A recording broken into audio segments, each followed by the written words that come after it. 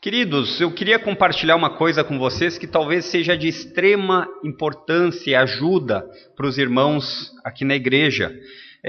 Sempre que você recebe uma mensagem, hoje não se lê mais cartas quase, né? Poucas, ou você recebe um e-mail, algum tipo de mensagem, dificilmente você vai ler aquela mensagem pela metade e vai entendê-la. Ou seja, talvez um amigo seu vai lhe convidar para jogar bola e você lê, mas não lê o horário. Assim você nunca vai chegar naquele local. E fazendo uma ligação com isso, todas as vezes que vocês forem ler alguma porção das Escrituras, tentem lê-la de uma maneira completa. Por exemplo, Judas é bem fácil, porque em 5 minutinhos, 10 talvez, vocês leiam todo o livro de Judas.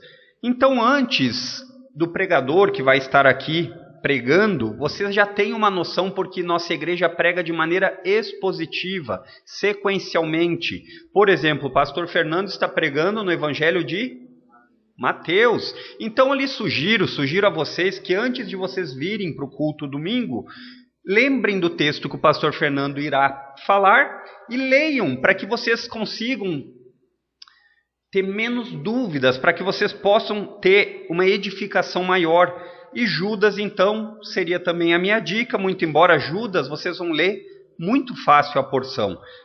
O Evangelho de Mateus talvez leve um pouco mais de tempo, embora o ideal seria você numa sentada lê-lo inteiro, mas se você não consegue, pelo menos leia o capítulo em que vai ser pregado. Judas, eu já acredito que vocês não tenham muito problema em ler todo o livro de Judas, porque ele é bastante curto. Então, a nível de amor àqueles que não estiveram na última pregação que eu fiz em Judas, eu gostaria de explicar um pouquinho do contexto histórico, o que estava acontecendo naquela época. Nós sabemos que o escritor desta carta, o nome era Judas, como ele mesmo se intitula. E esse escritor, ele era um dos irmãos do Senhor Jesus, que não era convertido até o Senhor Jesus ressuscitar. Olha só que coisa estranha nós falarmos que o irmão do próprio Jesus não era crente. Mas muito bem, assim como os outros irmãos e irmãs que Jesus também tinha, também não eram crentes. Mas logo após a ressurreição, Deus alcançou a vida de Judas e ele então se tornou até um dos líderes da igreja antiga. Provavelmente esta carta foi uma das últimas cartas a serem escritas do Novo Testamento.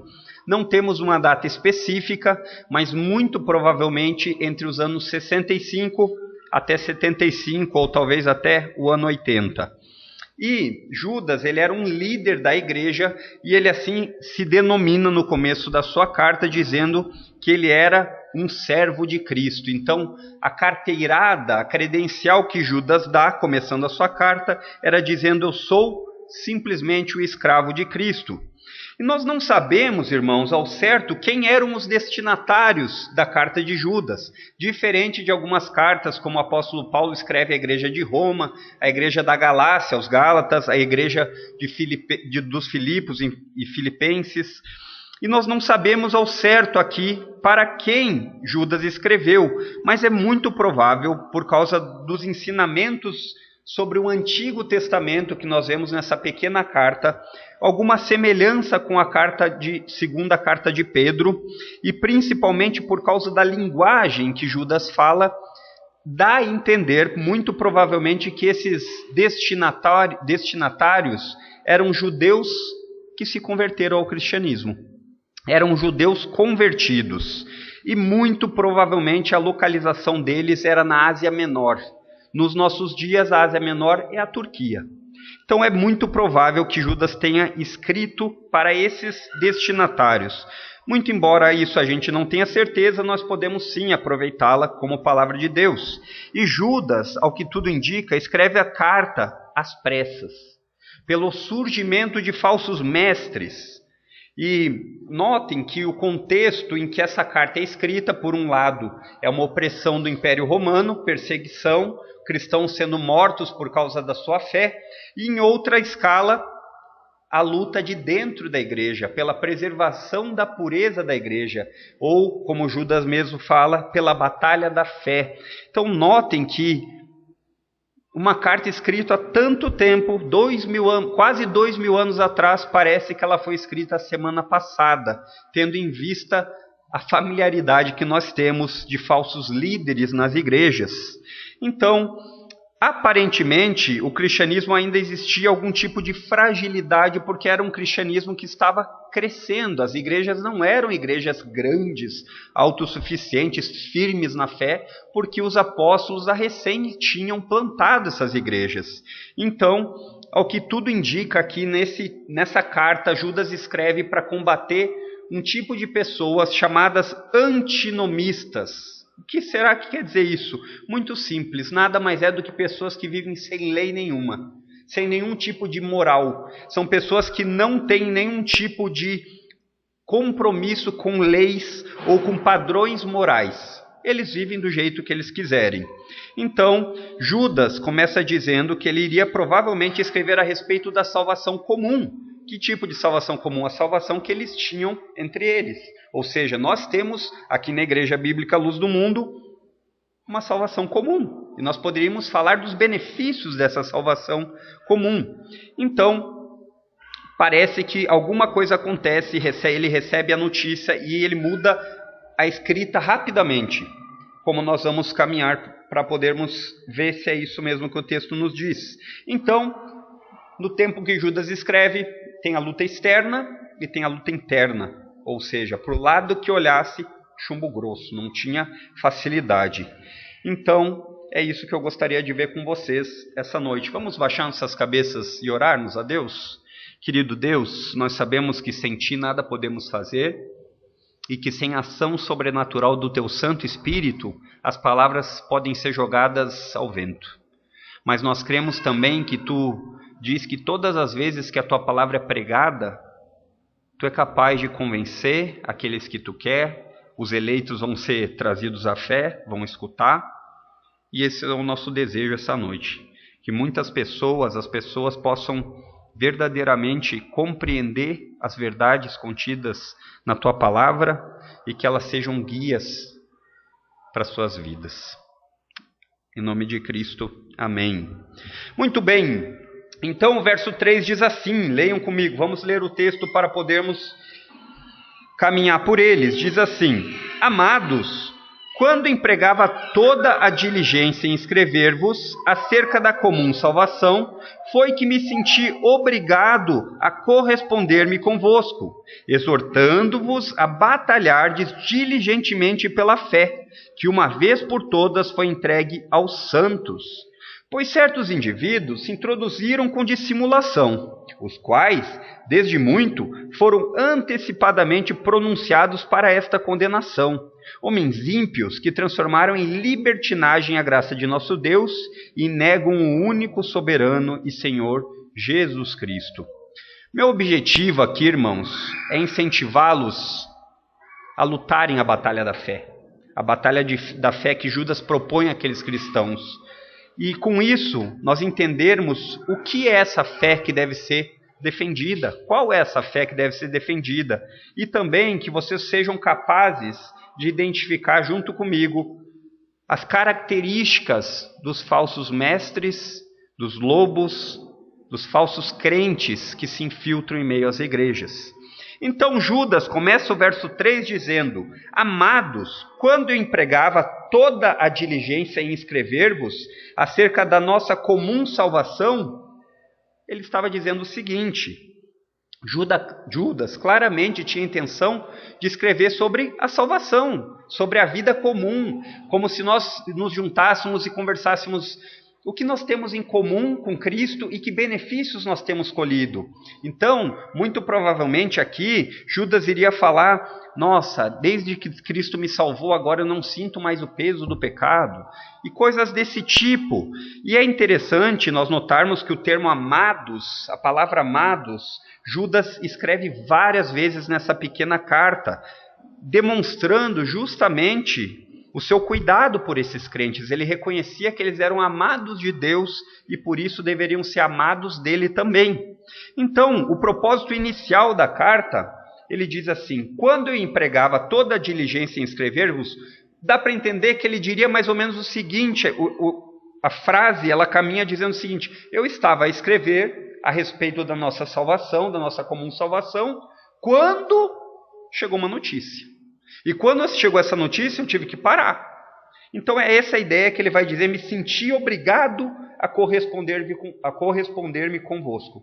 Então, o propósito inicial da carta, a maneira como os verbos foram escritos, ela dá a ideia de que Judas estava ansioso. Ele diz, empregava com toda a diligência, eu estava afinzão mesmo, eu estava escrevendo de uma forma que eu estava faceiro, escrevendo sobre coisas comuns da nossa salvação, os benefícios da nossa salvação.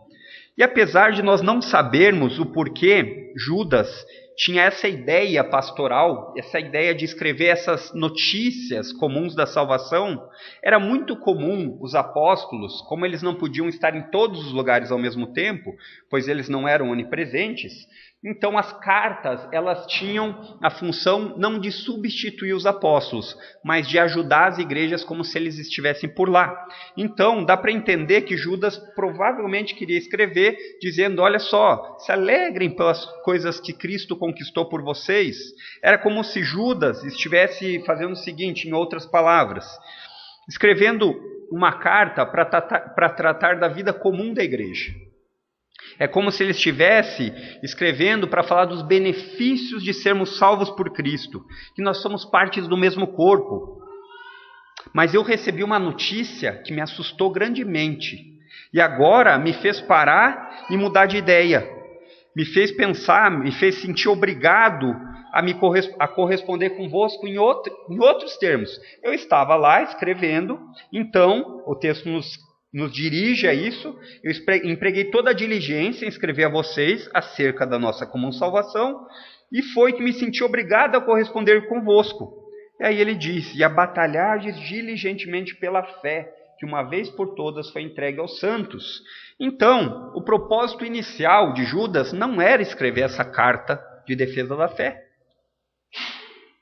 Estava nos planos de Deus, logicamente, que ele escrevesse, mas o texto nos leva a entender que ele queria escrever sobre outro assunto. Mas então, naquele tempo, ele estava escrevendo e chegou uma notícia terrível. E ele disse: vou parar com tudo que eu estou fazendo agora e vou botar em prática uma carta a respeito do que eu preciso dizer para eles. Então, aí ele diz: foi que eu me senti obrigado a corresponder-me convosco, exortando-vos a batalhardes diligentemente pela fé, que uma vez por todas foi entregue aos santos. Então, no meio da escrita, Judas recebe a notícia de falsos mestres. Esses falsos mestres eram antinomistas, ou seja, sem lei nenhuma. Nem lei de Moisés, nem lei moral, nem padrão de conduta, nada. A única lei que eles tinham é de fazer o que eles queriam. E eles estavam se infiltrando nas igrejas com falsos ensinos. E Judas considerava esse assunto, com certeza, da mais alta importância, a ponto de desistir da primeira carta. Ele desistiu. Ele diz assim: vou dar uns 180 graus e vou escrever sobre outro assunto. Então, e aí ele começa a escrever acerca do problema que havia surgido. E é interessante, queridos, que nós, cristãos, devemos ter uma leitura da Bíblia, em certo sentido, científica. Vou explicar para vocês o que é isso. Muitas pessoas acham que quando você abre o texto bíblico, conforme você vai lendo ele, você vai sentindo emoções e o corpo esquenta e o pelo arrepia, é isso que Deus está falando com você. Não. A Bíblia ela foi escrita para ser lida dentro do contexto histórico, isso quer dizer histórico, e gramatical, ou seja, a gente tem que obedecer às ordens gramaticais em que a Bíblia é escrita. Então você lembra do contexto histórico do que aconteceu e você respeita a gramática, e isso vai lhe fazer ter entendimento. Não é que você abre o texto e simplesmente vai sair dali várias visões, vários tipos de ideias malucas que as pessoas tiram e depois sai aquelas bobagens dizendo que saiu da Bíblia. Então, a forma como ele foi escrito no grego, do aorista do infinitivo, que é a ideia de como esse verbo foi explicado, nos indica que Judas pegou a pena rápido. Ele estava escrevendo devagarzinho, mas daí ele disse: me senti obrigado. A ideia no original é que ele tomou um susto, aquele frio na barriga, provavelmente disse, me dá essa pena aqui e eu vou ter que mudar esse assunto imediatamente. Forçado por causa de uma heresia perigosa. E o que é uma heresia? É todo tipo de ensino que distorce o ensino da Bíblia. Distorce a fé bíblica. E aí, a maneira que foi escrito, parece que me senti obrigado, aqui novamente trazendo, provavelmente era uma tarefa ruim de tratar. Ninguém quer tratar de problemas, ou alguns até gostam de tratar de problemas, mas a grande maioria quer correr dos pepinos, não quer ter pepino. Então, ele diz, olha, pepino, mas eu tenho que me submeter. Eu me sinto obrigado a ajudar a igreja. Porque o pastor verdadeiro, ele não é apenas um pastor que ensina, mas ele é um pastor vigilante. Ele é um pastor que expulsa os lobos. Ele afasta os lobos da sua igreja. E embora em nossos dias o dever do pastor seja substituído pela pastor tolerância, né? O pastor politicamente correto, isso não é a ideia bíblica. Essa mentalidade que não está baseada na Bíblia, que o pastor deve fazer de tudo para que as pessoas se sintam bem dentro das igrejas, para tudo que os seus desejos, então chega um descrente, ele tem muitos desejos, e o pastor deve fazer com que os seus desejos sejam realizados. Ou então, por mais mundanos que sejam, o pastor deve agradar todos aqueles pensamentos daquelas pessoas. O pastor deve, o pensamento dos nossos dias, tá, irmãos? Não concordem com isso? Deve tratar como se fossem clientes. Então, um cliente precisa ser muito bem tratado e fazer tudo o que for necessário para que esse cliente permaneça dentro da loja, deixando satisfeitos, custe o que custar, inclusive ao custo do ensino bíblico. Deixa a Bíblia de lado e vamos dar um pouquinho do que a pessoa gosta. Mas isso não é verdade. Em outras palavras, o pastor ele deve estar tão ligado ao ensino das Escrituras que ele deve tanto ser apto para incentivar os crentes com o ensino da Bíblia, como ele deve estar preparado para afastar os lobos. O mesmo pastor que alimenta as ovelhas surra o lobo, tira o lobo de perto, segundo Tito, capítulo 1, verso 9. Então, assim como ele usa várias vezes o termo amados, aprendemos nós que o amor cristão não é uma concordância sentimental naquilo que as outras pessoas fazem. Ou seja, o amor ele não é um substituto para a convicção da coisa certa. Então, eu amo a pessoa, eu deixo de falar o que é verdade, porque eu amo mais ela, então é melhor uma mentirinha que traga um sorriso do que uma verdade que traga uma lágrima. Não, isso não é bíblico. Então, o amor cristão, ele não é um substituto para a convicção. Quando eu falo convicção é a certeza da verdade. Pelo contrário, o amor cristão, ele brota da convicção da verdade. Ele sai de dentro da verdade cristã, da Bíblia. Então, assim como o fogo, quando nós colocamos fogo e ele consome a escória, a sujeira, a podridão, assim também a verdade deve substituir a impureza na pessoa amada. O pastor deve sim falar para tudo, não só o pastor, os líderes também. Quem ama verdadeiramente corrige, não consente com o erro. Então, fazendo como se a ideia do amor bíblico fosse o seguinte: o amor bíblico ele está cheio de correção e disciplina, diferente da ideia de mimo, de crente que precisa ser embalado a vida inteira, de crente que precisa ser paparicado, porque se ele não for paparicado, ele não volta mais na igreja. E aí isso estendendo para aqueles que não são crentes, muito mais. Saiba que as pessoas, que Deus muitas vezes vai usar pessoas para lhe corrigir. Muitas vezes Deus vai usar a igreja para isso. Então não espere que você seja tratado na igreja bíblica Luz do Mundo com bajulação, porque isso não é amor, isso é falsidade. É bem diferente, porque quem ama fala a verdade. Então o termo que Judas usa aqui, ele diz exortando-vos. O termo aqui que ele usa para exortação traz a ideia de insistência, algo que você constantemente lembra a pessoa, como ler a Bíblia. Existem algumas pessoas que dizem que não leem a Bíblia porque elas já leram uma vez inteira, elas não precisam mais.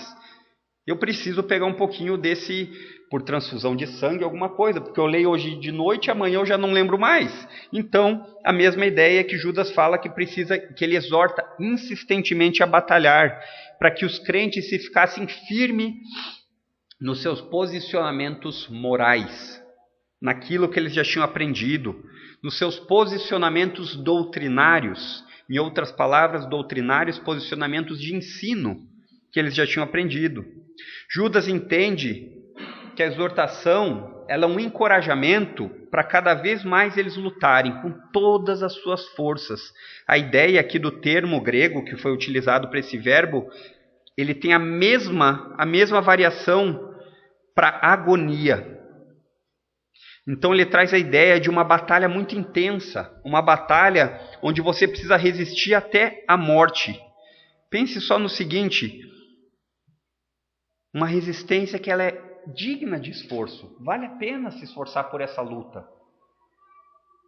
E esse termo que é usado aqui pelo diligentemente, exortando-vos a batalhar diligentemente, é o mesmo termo que era usado naquela época, existiam Olimpíadas.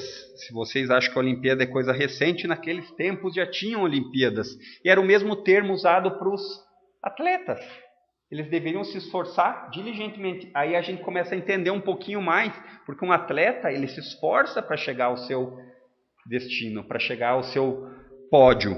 Então talvez uma ilustração aqui faça mais sentido e ajude vocês a pensarem. Vocês estão em um campo de batalha, daqueles tempos medievais, onde as batalhas eram feitas só com homens, né? Hoje em dia, se fosse pensar em batalha, um avião solta uma bomba nuclear de cima, já acabou, né? Então vamos pensar numa batalha um pouquinho mais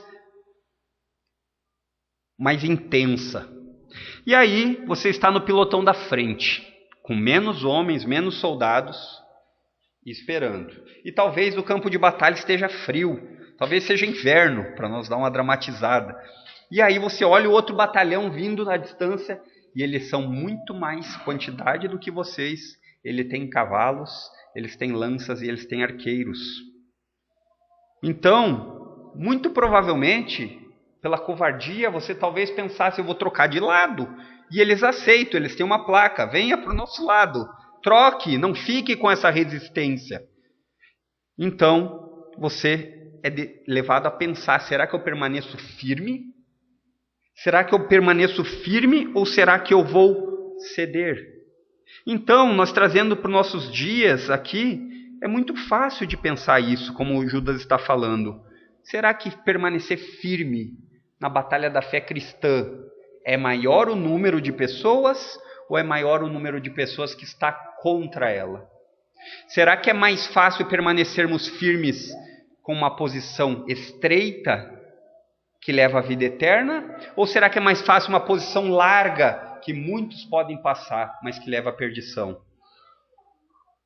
Então, muito embora a nossa luta, como a Bíblia nos ensina, não é contra carne nem sangue, mas ela é uma luta primariamente espiritual, uma luta que é travada de forma que a sua alma tem um valor eterno, ou ela vai para o céu, ou ela vai para o inferno.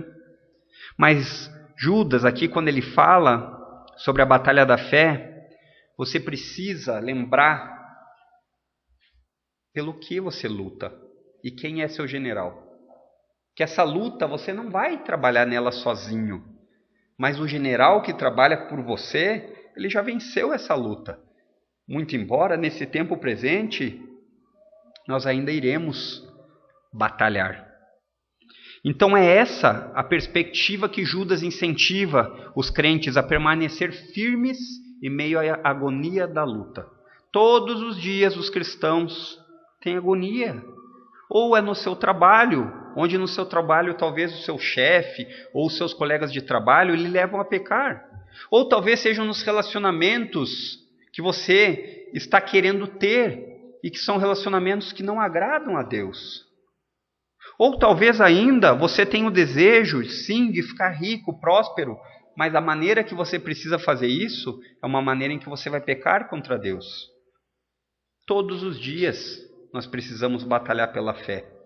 Mas muito bem, caminhando no texto, o importante talvez seria entender, quando ele fala exortando-vos, batalhardes, diligentemente pela fé, que uma vez por todas foi entregue aos santos, no verso 3. Muito bem, o que seria essa fé que Judas está falando?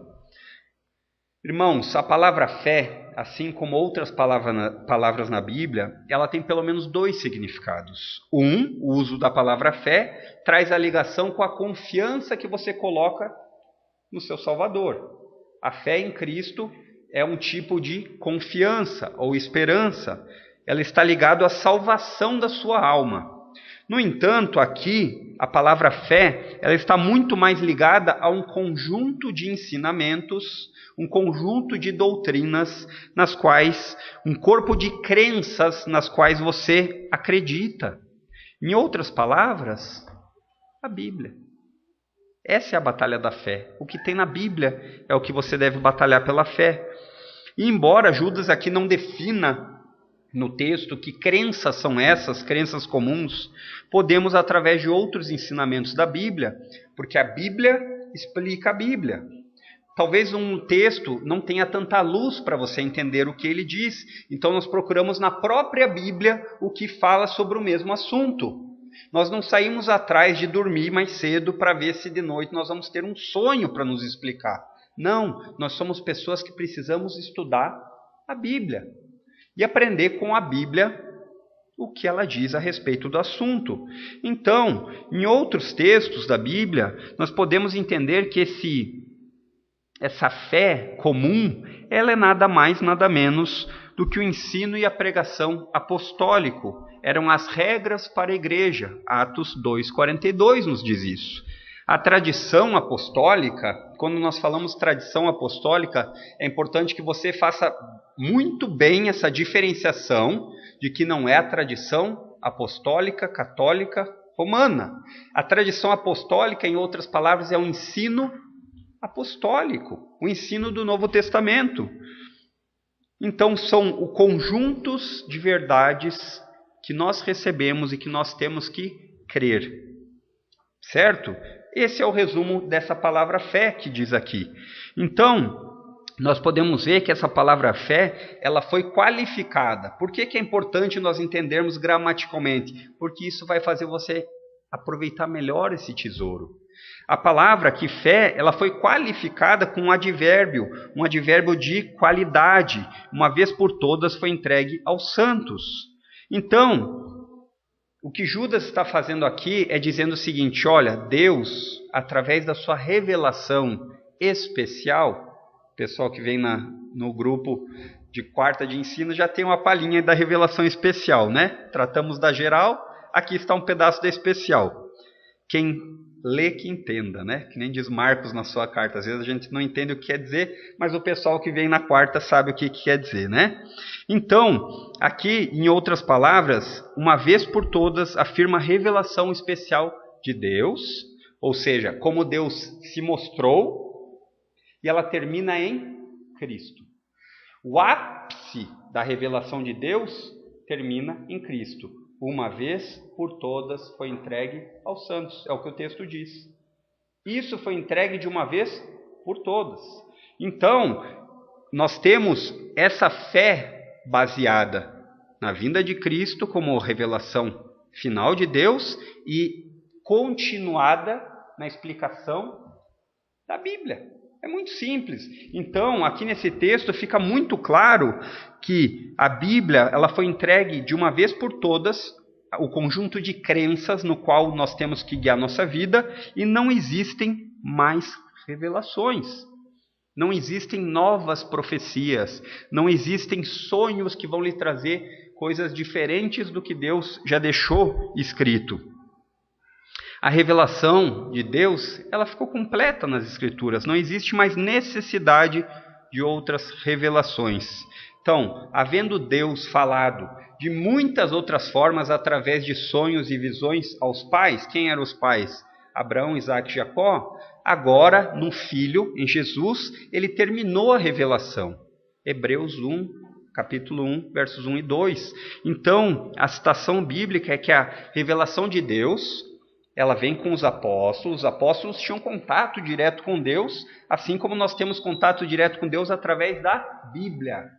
Nós não temos mais contato direto com Deus no sentido revelacional, no sentido que Deus fala com você e Ele revela novas coisas. Não, Deus tem um contato pessoal com você para responder sua oração, Deus tem um contato pessoal para você porque Ele é seu Pai, mas não no sentido de que você vai escrever coisas novas. O que precisava está revelado, está aqui. É isso que Judas está dizendo. Batalhem firme por essa fé, fiquem firmes. E o que é essa fé? Essa fé é aquela que foi entregue na obra de Jesus e que os apóstolos escreveram de uma vez por todas. Então, tudo que vier depois disso não tem autoridade para ser ensinado. Irmão Adriano, mas vocês têm apóstolos na Igreja Bíblica Luz do Mundo? Temos. Quantos são? São vários. E onde eles estão? Mortos. Morreram. São os apóstolos da Bíblia. Nós temos eles ainda, mas eles não estão mais vivos. Então, a pergunta que nós podemos caminhar no texto agora é: como nós podemos defender a fé? Nós vemos que Judas diz que nós devemos defender a pureza do Evangelho, ou seja, sem acréscimos, sem nada que seja estranho ao ensino apostólico, como prosperidade, como você vir aqui só por causa que está com dor de barriga, ou como você vir aqui porque você se sente arrepiado com as músicas. A tolerância, ela não é superior à verdade. Judas fala que a igreja deveria ser comprometida com a verdade e não com a tolerância. Então, como é estranho isso na Bíblia, de dizer que a pessoa, sim, ela vai ser membro da igreja como ela quiser. Não, nós queremos que todas as pessoas venham a Cristo. Sim, queremos, mas a ideia é que não como ela quiser, mas como a Bíblia diz que ela deve vir. Então, é muito importante que nós cuidemos do seguinte: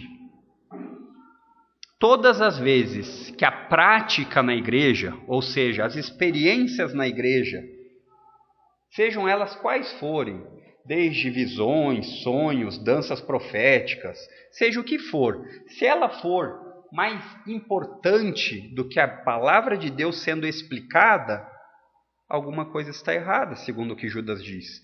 Porque ele diz que eles deveriam batalhar diligentemente, não é pela dança profética, não é por novas revelações e novos sonhos. Ele diz: batalhem a ponto de, se precisar, perder a vida pela fé que foi entregue de uma vez por todas. E essa fé é a mensagem do Evangelho, com todas as suas cores, com todos os seus nuances, com todas as suas condutas. Então, o motivo real da escrita da carta, agora ele vai dizer. No verso 4 ele diz o seguinte: pois, essa ideia pois, ela traz a explicação, ela traz a ideia de que você agora vai entender o porquê que ele escreveu. Então, olha só, amados, verso 3, amados, quando eu empregava toda a diligência em escrever-vos acerca da comum salvação. Então, pessoal, meus queridos, irmãos, eu estava escrevendo um texto aqui e eu estava empolgado com o texto, eu estava louco para que essa carta chegasse a vocês, para nós falar: nossa, você tem sido abençoado em Cristo, que beleza. Mas de repente eu recebi uma notícia terrível e eu tive que mudar a direção da carta e eu tive que escrever para vocês batalharem muito pela fé que de uma vez foi entregue. Não é outro tipo de fé, irmãos, vocês já sabem qual é o tipo de fé que eu estou escrevendo a vocês. E agora ele diz: e eu fiz isso porque, pois, certos indivíduos se introduziram com dissimulação, os quais desde muito foram antecipadamente pronunciados para esta condenação, homens ímpios que transformam em libertinagem a graça de nosso Deus e negam o nosso único soberano e Senhor Jesus Cristo. Então ele vai dizer agora: olha, pessoal, eu escrevi essa carta, o motivo que eu escrevi é que foi uma forma curta, repentina. Por isso talvez que a carta tenha sido pequena, porque eu tive que tratar de um assunto específico. Eu não tive tempo para falar de mais coisas. Eu me ative ao que era importante nesse momento. E aí ele vai dizer, os falsos crentes, eles estão entrando de mansinho. Eles vêm, são, como diria o pastor Maestro Antônio, tem caninos. Eles vêm disfarçados, em pele de ovelha. Aí eles entram devagarzinho, sentam do seu lado. E logo ele está tentando comer pasto, como se fosse ovelha. Mas aquele pasto faz mal para a barriga, porque lobo não come pasto. Lobo come ovelha. Então, eles estão entrando devagarzinho. E a ideia aqui, irmãos, de certos indivíduos que Judas escreve, muito provavelmente traz a ideia de que a igreja saberia quem eram os indivíduos que estavam se passando por falsos mestres. E é curioso que depois na carta nós vamos ver a progressão, o quanto ela continua, que a ideia era que esses indivíduos estavam dizendo que eles tinham novas revelações de Deus. Não precisa ir na Bíblia, vem na minha, porque eu sei coisas novas, eu sei coisas mais legais aí para vocês. E aí o povo quase nem gosta de uma novidade, né? E ainda uma novidade que não dói, porque uma coisa é você dizer, olha, abandona a maneira que você está vivendo, não agrada a Deus. Outra coisa é, vem como estás, que não tem problema nenhum. E aí, ele diz que eles estão se fingindo, eles estão entrando com dissimulação, talvez até mesmo se passando por apóstolo. E eu fico pensando, Judas escreveu 10 dias atrás? Porque nos nossos dias tem um monte de gente se infiltrando nas igrejas, se dizem apóstolos, se dizem bispos, se dizem os intercessores de Deus. Eu fico pensando, Judas, 2000 anos atrás? Uau! Quanta semelhança com os nossos dias. Nós temos vários apóstolos aí, né? Só que eles não são nem pobres e nem viram a Cristo ressuscitado. E para mim a definição, ou melhor, para a Bíblia, a definição de apóstolo é essa. A ideia que Judas talvez esteja lembrando de outros textos bíblicos é que mesmo que um anjo desça do céu e você veja ele com asas alados e ele não falar a mensagem do evangelho simples e direta, não escutem, porque ele provavelmente é diabólico e te leva ao inferno. Gálatas 1:8. Paulo fala isso. E sabe por quê, irmãos? Sabem por quê que a carta de Judas tem tanta validade para nós? Porque existem vários casos no Antigo Testamento e no Novo de pessoas se infiltrando na igreja, se fazendo passar por ovelhas, tentando comer o mesmo pasto, tentando andar no mesmo rebanho, mas que na verdade não são. Isso não deveria ser novidade nem para Judas, de falsos crentes, crentes que dizem que são crentes, mas que só falam da boca para fora. Não deveria ser estranho para Judas e não deve ser estranho para nós, a infiltração de falsos crentes. Isso sempre foi assim, sempre teve. Então, no Antigo Testamento, eu vou abrir para vocês, só para vocês entenderem, em Deuteronômio 13, de 2 a 11, diz assim: quando o profeta ou sonhador levantar no meio de ti e te anunciar um sinal ou prodígio, e suceder o tal sinal ou prodígio de que te houver falado, e disser, vamos a outros deuses que não conhece, e vamos servi-los, não ouvirás as palavras desse profeta ou sonhador, porquanto o Senhor vosso Deus vos prova, para saber se amais o Senhor vosso Deus de todo o vosso coração e de toda a vossa alma. Andareis após o Senhor vosso Deus, e a Ele temereis. Guardareis os seus mandamentos, ouvireis a sua voz, a Ele servireis, e a Ele vos achegareis. Esse profeta ou sonhador será morto, pois pregou rebeldia contra o Senhor vosso Deus, que vos tirou da terra do Egito, vos resgatou da casa da servidão, para vos apartar do caminho que vos ordenou o Senhor, vosso Deus, para andardes nele. Assim eliminarás o mal do meio de ti. Se o teu irmão, filho de tua mãe, ou teu filho ou tua filha, ou mulher do teu amor, ou teu amigo, está seguindo rápido, mas ele está querendo dizer todo mundo. Não tem pessoa que vai sobrar aí, dizendo, vamos servir outros deuses, que não conheceste, nem tu, nem teus pais, dentre os deuses dos povos que estão ao redor de ti, perto ou longe de ti, desde um canto até o outro da terra, não concordarás com ele, nem o ouvirás. Não olharás com piedade, não o pouparás, nem o esconderás, mas certamente o matarás. A tua mão será a primeira contra ele para o matar e depois a mão de todo o povo. E aí ele continua dizendo. Interessante é que aqui, se fosse ainda o Antigo Testamento, não ia ter muita gente nas igrejas falando de visões e sonhos, né? Porque se não deu certo, era para matar. Aí o cara vive falando de sonho, não acontece, e ele continua dizendo que é um sonhador, né? Então isso é para dizer assim, ó, não estou querendo falar para você sair apedrejando ninguém. O que eu estou falando é, no Antigo Testamento já existiam falsos mestres. Aí a gente vai para Jesus, em Marcos 13, 22, Jesus diz assim: pois surgirão falsos cristos e falsos profetas, operando sinais e prodígios para enganar, se possível, os eleitos. Não acrediteis. Ou então, para a gente ter certeza de que existe no texto bíblico Atos 20, 29, que vai dizer assim: eu sei que depois da minha partida, entre vós penetrarão lobos vorazes, que não pouparão o rebanho. Então, para Judas não deveria ser novidade, para nós também não deve ser novidade. Sempre haverá aquele que não entra pela porta do pastor. Sempre haverá aquele que não tenta entrar pela porteira do pastor, que tenta pular, tenta dar uma voltinha, tenta trepar. Sempre haverá um lobo que ameaça as ovelhas, João 10:1. E agora o texto continua seguindo, deixa eu voltar o texto aqui, irmãos, continua seguindo, dizendo que há muito tempo, que os quais desde muito foram antecipadamente pronunciados para esta condenação. E os irmãos, com certeza, que leram, estavam loucos para escutar esse texto, né, da dificuldade. Bem, irmãos, aqui a ideia de que Judas fala, ele não diz exatamente como foi esse escrito.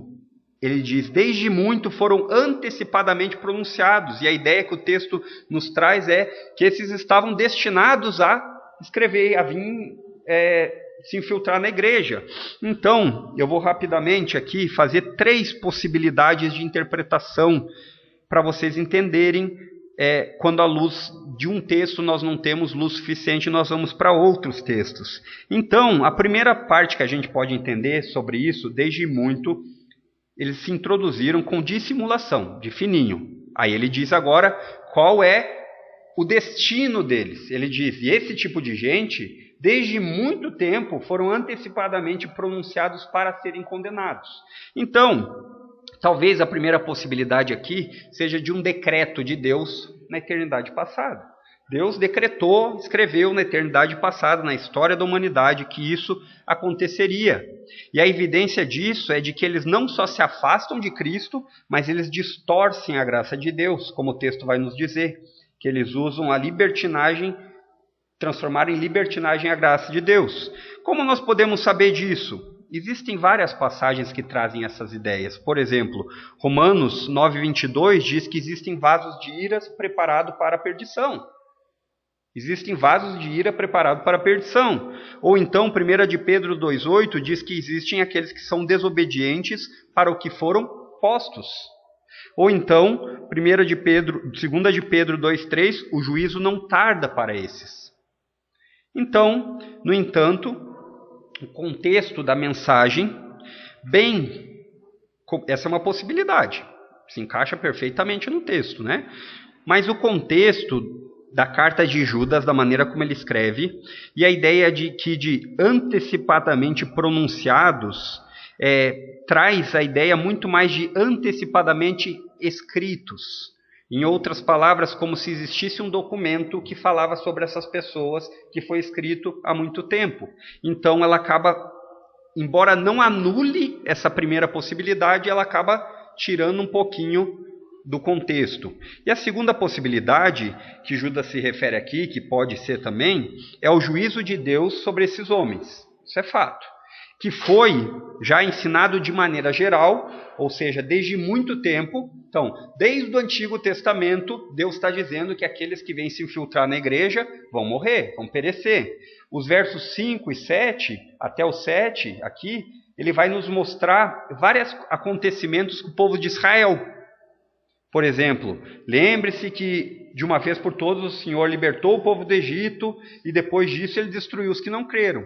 Então, parece trazer força para a ideia de que, uma vez por todas, desde muito, foram antecipadamente pronunciados, parece trazer a ideia de que poderia sim ser um caso assim. Deus já falou que esse tipo de gente, ao longo de todas as gerações, eles vão ser condenados. Então, a ideia de que Tito, em 1,16, diz, eles dizem que conhecem a Deus, mas por causa das obras os negam. Então, eles conhecem a Deus, mas a vida deles prova o contrário. E a tradução da NVI, ela traz exatamente essa ideia de que esses aí, eles são aqueles de que a Bíblia seguidamente fala de que eles vão ser condenados pelo que eles fazem.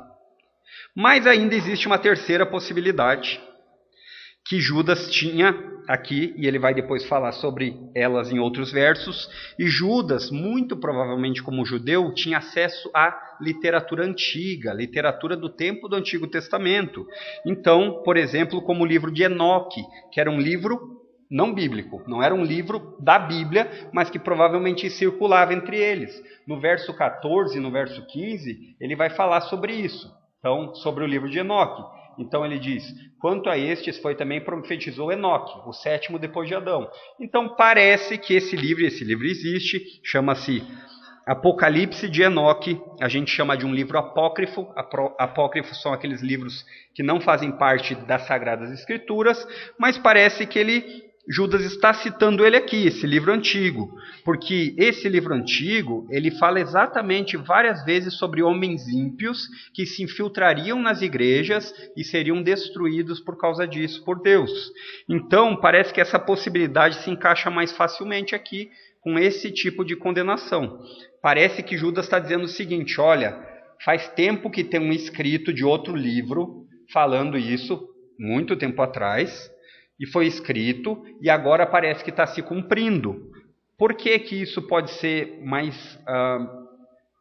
mais encaixável no texto? Em primeiro lugar, porque essa palavra, antecipadamente pronunciados, a ideia é antecipadamente escritos. Então, era um tipo de documento escrito onde nós enxergamos isso. E a segunda é que aponta para um momento antigo na história, um momento em que provavelmente foi escrito essa carta antiga.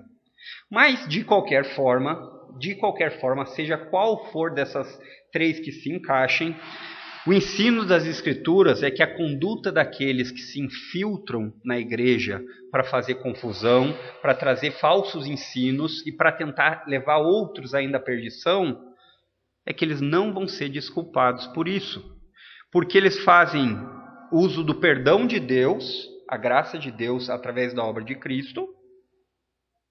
Eles fazem uso da salvação pela graça para viverem suas vidas de maneira ímpia. Então, o ensinamento desses homens, ele transformava a graça de Deus. Então, Deus, você é salvo como? Eu sou salvo pela fé, por confiar em Jesus. Então, já que você é salvo pela fé em Jesus, peque à vontade. Porque não é pelo que você faz. Se você crê em Jesus, está bom. Só que o problema deles é que isso não é um ensinamento bíblico. Esses homens, eles lembravam o perdão de Deus, mas esqueciam o mandamento de Deus de santidade. Hebreus 12:15. Santidade sem a qual ninguém verá o Senhor. Então, o resultado sempre é o mesmo, na igreja do tempo de Judas, na igreja de agora. Começa com um erro de doutrina, um erro de ensino, e vai para conduta. Começa com um erro sobre quem Jesus é, e vai para a conduta. Então, se eu sou salvo pela graça e não preciso fazer nada, eu vou viver uma vida de maneira imoral, de uma maneira que eu faço o que eu quiser. Sempre começa pelo ensino distorcido, a doutrina distorcida, e termina na consequência de uma vida prática. Então, no tocante a Deus, dizem conhecê-lo. Eu conheço a Deus, mas pela prática o nego. Tito 1,16. Esse era o primeiro erro, transformar a graça de Deus em libertinagem.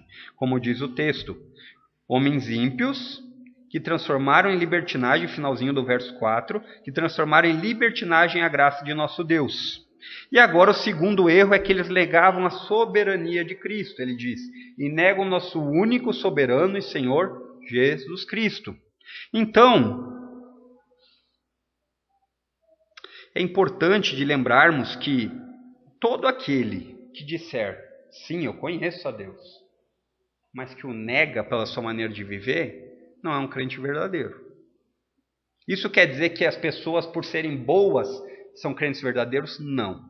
Mas a graça de Deus, quando ela alcança a vida do homem, ela traz transformação.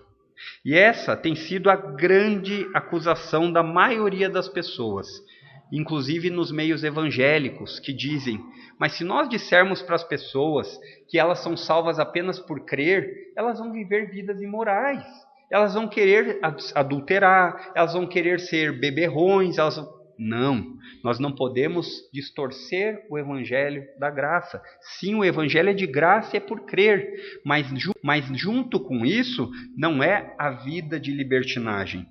Então, se você ama Cristo, a forma de demonstrar isso é pela obediência. João 14, 21, se você me ama, Jesus diz, guarde os meus mandamentos. Cristo comprou um povo para ser santo. Quando a gente diz santo, a Bíblia não traz a ideia de sem pecado. A ideia de santo é a ideia de separados. Antes eu fazia parte de um povo que não servia a Deus. Agora eu sou parte de um povo separado para Deus. Então, Cristo comprou um povo para ser santo e irrepreensível. 1 de Pedro 1. Lamentável, isso acontece em grande medida por causa da falta de disciplina nas igrejas. As igrejas, elas vão inchando, o que importa é trazer cada vez mais clientes, e aí, na medida disso, desse crescimento, não existem membros saudáveis. E aí, a verdade da Bíblia, ela fica em segundo plano. Então, a disciplina eclesiástica é o seguinte, irmãos, a igreja tem a obrigação e o dever de lutar pela pureza da noiva de Cristo. Afinal de contas, a igreja não é sua, não é minha, é de Cristo. E Cristo disse como ele quer que cuide da noiva dele. Então, a tarefa do pastor, novamente, lembrando o começo do texto, é ser vigilante, sendo bom para ensinar, incentivar as ovelhas, mas também para afastar os lobos. Então, é interessante pensarmos que no meio evangélico, a ideia de liberdade se transformou em libertinagem. A ideia de que Cristo nos libertou do reino das trevas para a luz.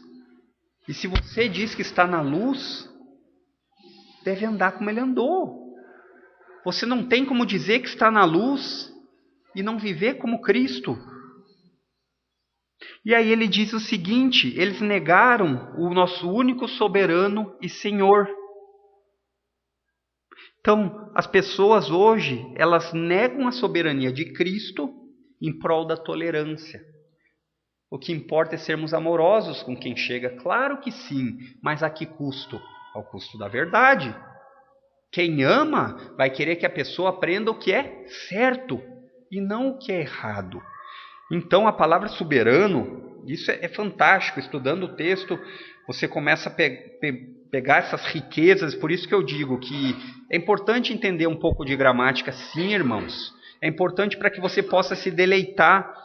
Se você acompanhar todo o Novo Testamento, quase nenhuma vez a palavra soberano é usada para Jesus. Sempre é usada para Deus Pai.